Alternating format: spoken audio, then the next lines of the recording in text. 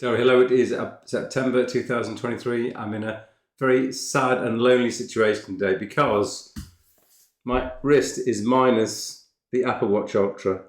Now, the Associated Press article will tell you about the fact that the watch was sold in literally hours, literally from being posted on eBay, which is most unexpected. I wasn't really expecting to sell it so fast, so the loss has been dramatic and quite traumatic.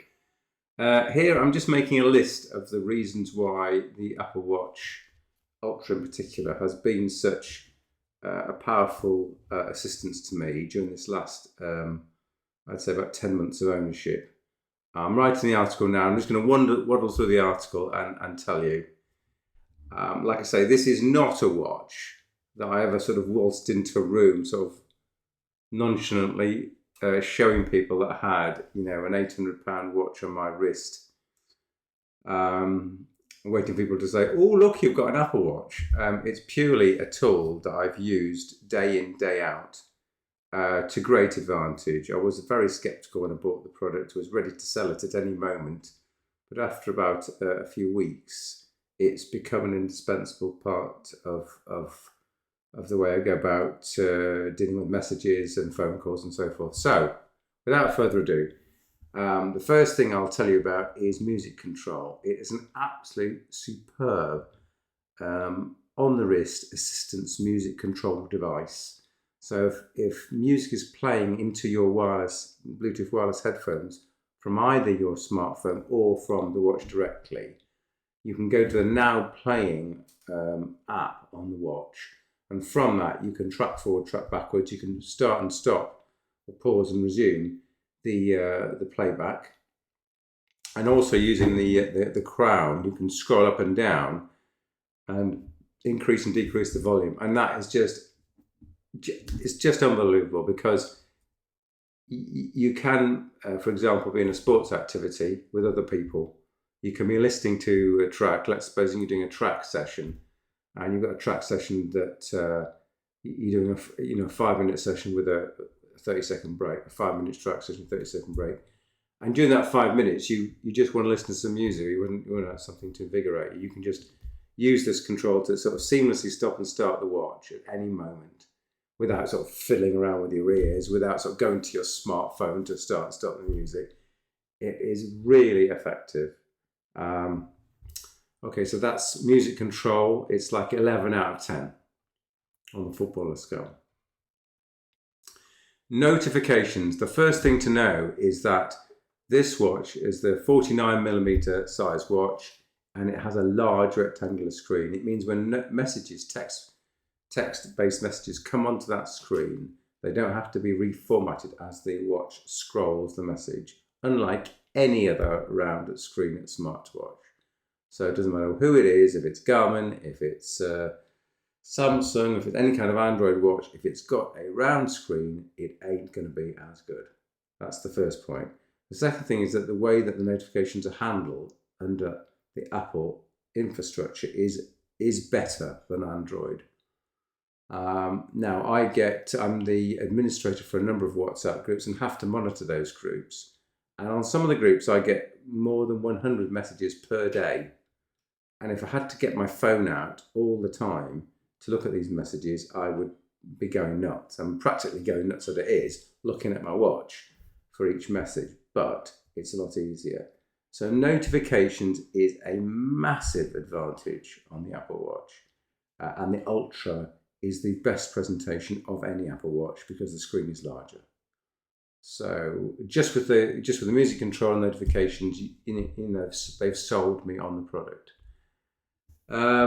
Next thing, I don't do enough swimming, but I do have a Bluetooth connected swim player. And this is a tremendous device because I put the headphones on, I start the music playing from the watch, and the ability to load onto your watch, you can install a Spotify app onto your Apple Watch. So Spotify, of course, doesn't have MP3 downloads that you can visibly see. It has downloads which are encrypted. And so the Spotify app is able to, on your watch, is able to decrypt those downloads and play them. It could also play MP3 files, but I choose to use a Spotify subscription. Also, with Apple Music, you can upload your MP3 files into Apple Music, and then you can get them onto your watch. So that's also very powerful. So let me say that again slowly. You can take a CD, you can rip that CD or some MP3 file, produce an MP3 file. That is on your computer. You add that on your computer to Apple Music, and then using the music app on your, in my case, Apple computer, I can download it to the watch, and then the music is on the watch. And using my Swim Player as an example, I can play that music, or I could go out for a run and using Apple Music, play that audio stream.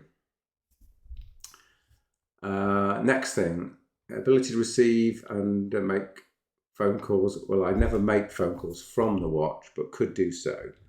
But the ability to receive a phone call is very useful, because your phone might be in a pocket. If you're in the middle of an exercise activity, it might be, in my example, it could be inside a rucksack. It might be difficult to get out. In winter, you might have gloves on. If you can answer the phone call from your watch, it's very, very useful. So it means you don't miss the phone call, and you can answer or reject it straight away. So that's extremely useful facility. In order to do that, you need to have a microphone on the watch. So with a Garmin watch, for example, so that I've got a Garmin watch in this hand, I can answer the call. There's no microphone on the watch. Then whilst the call is being answered, I would have to fumble around to try and get the phone out. Or the person who's started talking, and I can't be listening to what they're saying.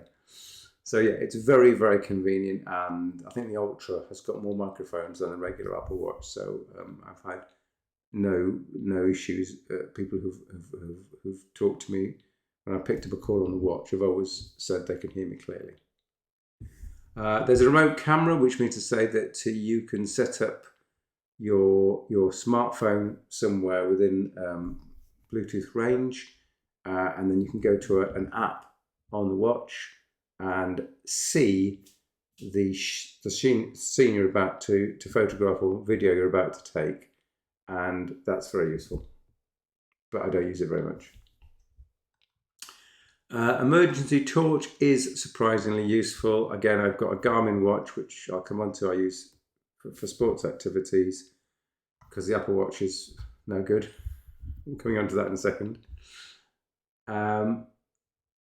And compared to other watches like a Garmin watch, the torch on the Apple Watch with its huge rectangular screen is better than anything else I've used.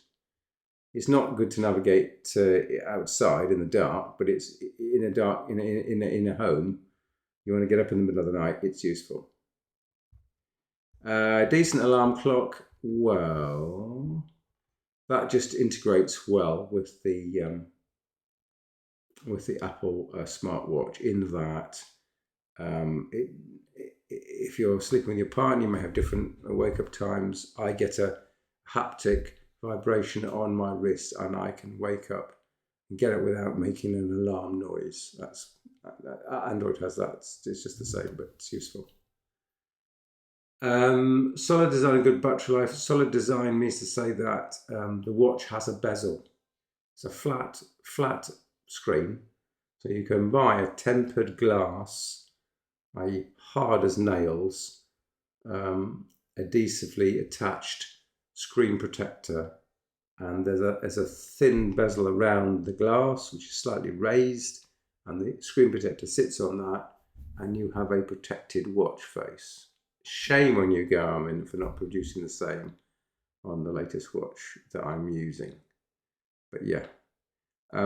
Also battery charging, as I've said in a different video, you can just put, as you finish the sports activity, it might just be a gentle walk. You come back, you put the watch on charge, you go for a shower or bath.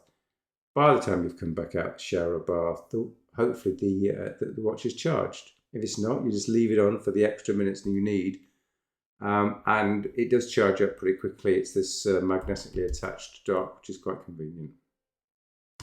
Okay, now here are the negatives. It's not all positives in the Apple walled garden. So you should be able to use the watch to broadcast your heart rate into the Zwift indoor cycling trainer. But it hardly ever worked. It's very temperamental. Since I spent so much money on the watch, I kind of doggedly tried to use the Apple Watch to broadcast my heart rate into an indoor cycle trainer. And it's so hit and miss. It can start to work, and then midway through the cycle, it can stop. It's very frustrating, and but for my dogged perseverance, I think I would have just given up on the first week. I've tried to use it. It doesn't really work very well. Garmin works every single time.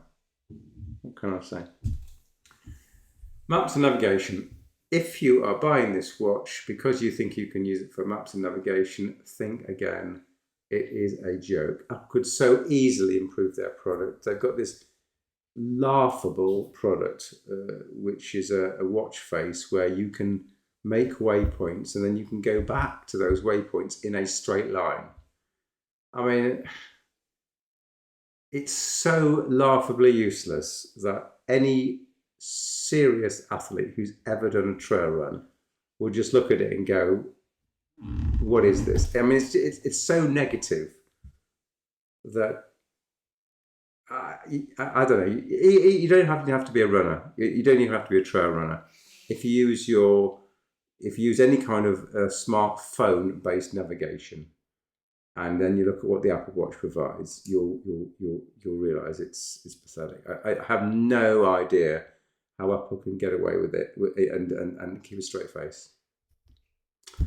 Shame on you, Apple. That's what I've said in the article. Apple have a thing called Workouts, which is the app that you can use to track your run or your swim or your bike. I'm trying not to swear. It's let's put it kindly, it's very rudimentary. Now, there is a third-party app which is famously called Workout Doors. So the Apple app is called Workout. And the third-party app you can get from the Apple Store, and you need to buy it. It's called Workout Doors. And it is the de facto app to me and to many other athletes who would attempt to use the Apple Watch for activity tracking. So you do a run, or you do an ultramarathon, or you do an ultramarathon, a trail ultramarathon, for example. And I've used Workout Doors to do, for example, a trail ultramarathon, and it's got maps, and it's got, so you can download the route, the GPX route, into Workout Doors, and then you can follow that track. So the third-party app makes would replace the Workouts app that Apple supplies. And Apple have made some recent quotes improvements to allow, for example, the Workouts app to accept input from, say, a cycling power meter.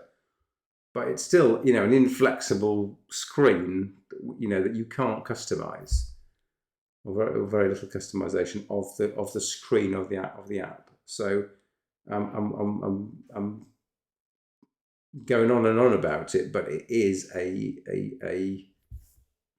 again, it's one of those things that I think Apple could easily change.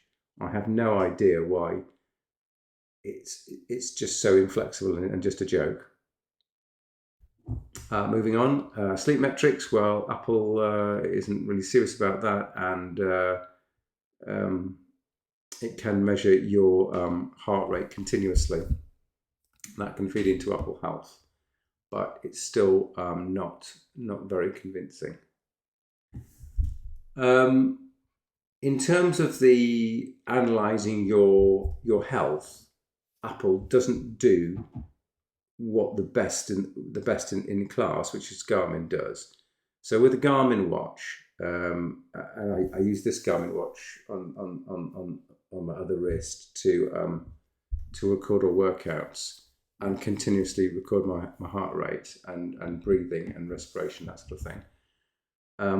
Garmin analyzes that, and then in the morning says, well, you didn't sleep very well, or you had too little sleep, or too little deep sleep, or you did an activity yesterday, a running activity, and your heart rate during that activity was elevated given the number of watts you put in.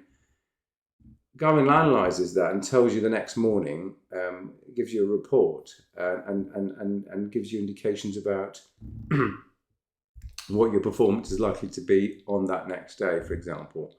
And Apple doesn't do any of that.